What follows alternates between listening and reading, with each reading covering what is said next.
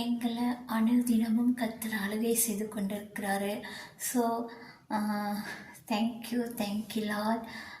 தேவனுடைய அபிஷேகம் நாளுக்கு நாள் நமக்குள்ள புதிதாகி கொண்டிருக்கிற சொல்கிறார். வார்த்தை நிமித்தம் ஆபிரகாம் அவருக்கு கொடுத்த கட்டளைனா அவர் கீழ்ப்படிந்தார். அதனால் ஆதிகாமம் 1:28-27 சொல்லுது பார்த்திங்கன்னா, அவருக்கு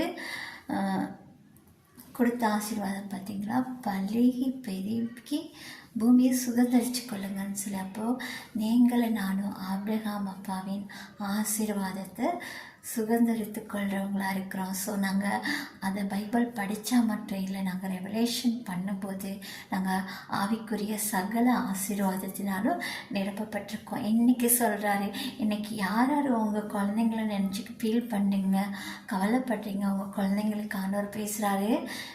ஏசாயா 54:13 சொல்கிறாரு, கர்த்தரால் உன் பிள்ளைகள் மோதிக்கப்பட்டிருப்பாங்க, உன் பிள்ளைகளுடைய சமாதானம் பெரியது. ஸோ உங்கள் பிள்ளைகளுடைய சமாதானம் பெரியதாக இருக்கும். So God bless you. ஒவ்வொரு நாளும் நாங்கள் உங்களுடைய வீட்டார்களை நீங்கள் பிளஸ் பண்ணுங்கள், ஆசீர்வதிங்க.